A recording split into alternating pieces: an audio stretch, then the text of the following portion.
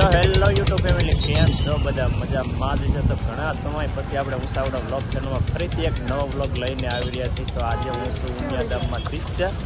તો અહીંયા એને સરસ મજાની માં ઉમિયાધામને આંગણે જે ભવ્ય તે અતિ ભવ્ય જોરદાર આયોજન છે અને માં ઉમિયાની જોરદાર અહીંયા હે ને તિથિ ઉજવાઈ રહી છે. તો બહુ સરસ મજાનું જોરદાર આયોજન છે, બહુ મોટો પ્રોગ્રામ છે અને બહુ મોટી વિશાળ જગ્યામાં હે ને ભવ્ય આયોજન ગોઠવવામાં આવેલું છે. તો એક્ઝેક્ટ તમે જોઈ શકો છો કે આ છે ઉમિયાધામનું મેન હે ને પ્રવેશ ગેટ છે અહીંયા. તો હે ને કઈ રીતના શું પ્રોગ્રામ છે તમને આગળ બતાવે તો ચેનલમાં ના આવે તો ચેનલને સબસ્ક્રાઈબ કરો. અહીંના જે ભાવિક ભક્તો છે અહીંયા માતાજીના આંગણે જે સેવા કરે છે તેને આપણે પૂછ્યું કે માતાજીની કઈ રીતનું જે આયોજન છે. તો જો અહીંના ભાઈઓ બધા સ્વયંસેવકો છે તો આપણે બતાવશું તો શું અહીંયા કઈ રીતનું આયોજન છે માતાજીનું. જય ઉમિયાજી. શિક્ષરધામ મુકામે 125મી શતાબ્દી મહોત્સવ ઉજવાઈ રહ્યો છે. તેમાં અમે બધા સ્વયંસેવક તરીકે આવ્યા છીએ. આમાં તમે જોઈ શકો છો ઉમિયા માતાજી મંદિર દ્વારા યજ્ઞશાળા, આરતી દર્શન, બ્લડ ડોનેશન, ફિલ્મ પ્રદર્શન ડોમ છે, વ્યસન મુક્તિ છે, ફ્રૂટ ઝોન છે, કૃષિ મેળો છે, ઔદ્યોગિક મેળો છે. ટૂંકમાં બધી જાતના આયોજન રાખીને મહોત્સવ ઉજવાઈ રહ્યો છે. એમાં વિશ્વ શાંતિ અને વિશ્વ કલ્યાણ માટે મા ઉમિયાને પ્રાર્થના કરશું. અને અમે અત્યારે રોડ ટ્રાફિક સમિતિમાં છે, પછી પાર્કિંગ સમિતિ છે, અતિથિ સ્વાગત સમિતિ છે, બરાબર, ઉતારા વ્યવસ્થા છે, એટલે આવી ઘણી બધી સમિતિ. એમાં અમારું રોડ ટ્રાફિક સમિતિમાં આ મેઇન પોઈન્ટ ઉપર અમારે ટ્રાફિક સમિતિ આવ્યા છે. તો આવી રીતનું જોરદાર આયોજન છે. તો અંદર જઈને પહેલા માં ઉમિયાના દર્શન કરીને પછીનો જે આગળનો કાર્યક્રમ શું છે એ નિહાળીએ. તો ચાલો આગળ જઈને જો આવી રીતે પ્રવેશ ગેટ છે. તો કેવું લાગે ગણેશ અહીંયા આયોજન જોતા એવું લાગે છે કે બહુ જોરદાર આયોજન છે અને બહુ જાજી જગ્યામાં વિશાળ જગ્યામાં મોટો છે ને આ કાર્યક્રમ કરવામાં આવેલો છે અને બહુ માતાજીની જે અહીંયા જન્મ જયંતિ ઉજવવાની છે. તો ચાલો આગળ મળીએ. અહીંયા જે પહેલી શતાબ્દી મહોત્સવમાં 2024માં જે મહાસંમેલનના જે અહીંયા મુખ્ય જે યજમાન દાતા છે ને એના તમે આપ જોઈ શકો છો કે દાન રૂપે 1.51 કરોડ રૂપિયા જેનું દાન છે, જે મુખ્ય યજમાન છે એનું. તો શું કહેવાય, આવી રીતે બહુ મોટા મોટા દાતાઓના પણ દાન અહીંયા છે ને જે પ્રવેશ કરતાની અંદર આપણું દિલ ખુશ થઈ જાય ને એવી રીતનું છે. જો ને આ સરસ મજાનું લાઇટ ડેકોરેશન છે. હજી તો આ ફક્ત હે ને આ પ્રવેશ ગેટ જ છે, બાકી હાંસી તો આપણે જોવાનું બાકી છે. તો વિડીયોમાં કન્ટિન્યુ રહેજો, બને એટલે વિડીયોને શેર કરજો અને ચેનલમાં ના હોય તો ચેનલને સબસ્ક્રાઈબ કરજો. તો અત્યારે હે ને આપણે આવી ગયા છીએ મા ઉમિયાના ધામમાં. જો સરસ મજાનું ગાર્ડન છે. તો હાલો પહેલાં માતાજીના દર્શન કરાવો અને માતાજીના દર્શન કર્યા બાદ જે ભવ્ય આયોજન છે ને ત્યાં આપણે પહોંચવાનું છે. તો જો આ છે સરસ મજાનું અહીંયા માતાજીનું મંદિર. અહીંયા બધી બુટ સંપલ નાખવાની વ્યવસ્થા છે અને અહીંયા માતાજીના દર્શન કરવાના છે.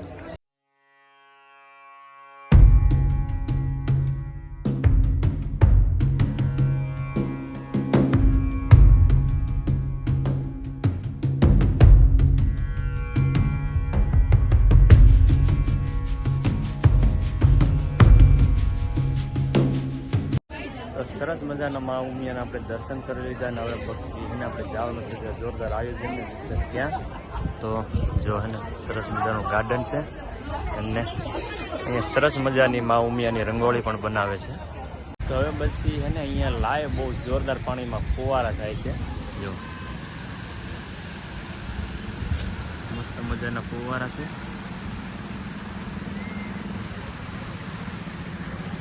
અને પેલી બાજુ લાઇટ શો છે ને પાણીમાં લાઇટ પડે છે. સાહેબ અત્યારે નહીં દેખ હમણાં રાતના ડેકોરેશન બહુ ગજબનો અહીંયા લાઇટ શો છે. જો કેવી મજા આવે ને અમારા ગણેશભાઈને ફોટાશૂટ વધારે શરૂ છે ને એમ લાગે. બેકગ્રાઉન્ડ અહીંયા બહુ મસ્ત છે તો ફોટાશૂટ ફટાફટ કરી નાખે. તો હે ને ઘણા બધા લોકો અત્યારે જો અહીંયા ફોટાશૂટ શરૂ છે ને આ બાજુ ને તૈયારીઓ બધી શરૂ છે. જો અહીંયા બોર્ડ પણ શરૂ છે.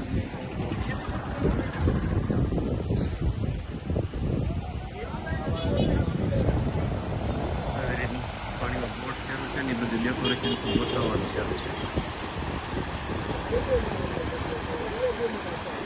પાણી શરૂના લાઇટ ડેકોરેશન છે. પાણીની અંદર પ્રકાશ પડે.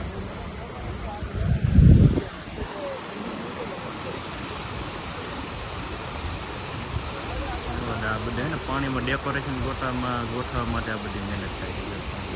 પાછળ લઈ જાય છે.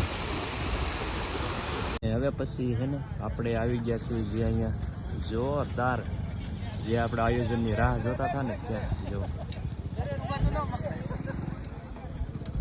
અને ઓલી સાઈડમાં જ્યાં મેળાનું આયોજન શરૂ છે એક સાથે છે ને આ 2 ફોનમાં વ્લોગ શૂટ કરું છું. જે આ ફોનમાં છે ને એમાં એસી ઓફિશિયલ ચેનલમાં વ્લોગ આવશે અને આ આઈફોનમાં જે ઉસાવડા વ્લોગ ચેનલમાં એનો વ્લોગ આવશે. તો ફટાફટ એને બંને ચેનલને સબસ્ક્રાઈબ કરી નાખજો. શું કેવું? આયોજન છે જોરદાર. પાટેશન બધી ક્યાંય જગ્યા ખાલી જ નહીં. હા એવું બધું છે. જેટલી પણ જગ્યા છે ને તેમાં બધે કાપડ પાથરી દેવામાં આવેલું છે. અહીંયા નેટવર્કને પણ તમારે કોઈ જાતનો પ્રોબ્લેમ ન રહે એવી બધી સુવિધા છે. અહીંયા ને જોરદાર મોટા 5 ડોમ છે. એવી બધી તો હજી બહુ ઝાઝી જગ્યા આપણે નિહાળવાની છે. કેમ કે તૈયારી જેવી હોય એટલે બાકી કાંઈ ન ઘટે. અહીંયા પણ સરસ મજાની માતાજીની મૂર્તિ છે અને તમે ડેકોરેશન જો કાંઈ ન ઘટે. જય માતાજી. અને જગ્યા પણ એવી જોરદાર છે વિશાળ.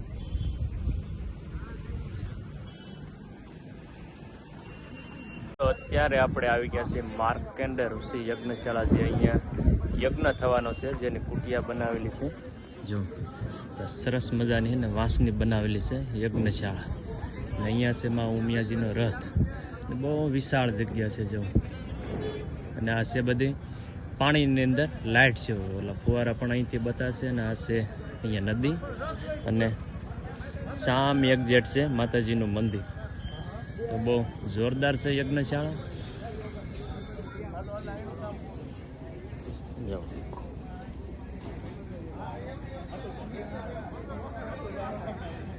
બહુ વિશાળ યજ્ઞશાળા છે. આપણે નિહાળશું. પ્રદક્ષિણા પણ એક ફરશું આપણે.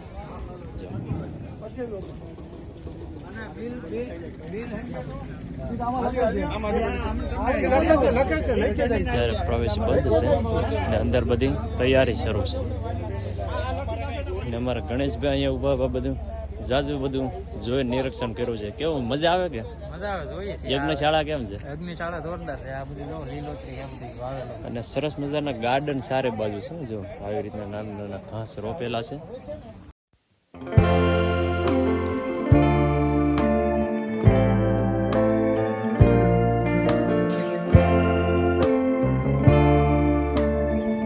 બધી માલિકીની જમીનમાં જે એના ખેડૂતો છે તેની જમીનમાં ભવ્ય આયોજન કરવામાં આવેલું છે એક્ઝેક્ટલી મંદિરની સામે.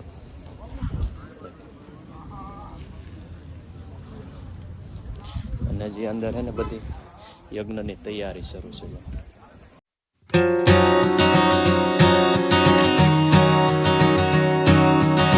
ત્યારે પ્રવેશ બંધ છે આપણે એટલે અંદર નહીં જાય. અને આ બધી મહોત્સવ છે ને કાલે બધી તૈયારી કાલે બધી શરૂ થવાનું છે. ને આજે ફક્ત તૈયારીનો વ્લોગ અમે તમને બતાવવાના છે. અને બાકી જે શરૂઆત અહીંયા થશે ને એ પણ તમને બતાવશું. અને બને એટલે વિડીયોને શેર કરશું. બધા યજ્ઞ કુંડ છે ને આપણે હે ને અંદર આવી ગયા છે યજ્ઞશાળા.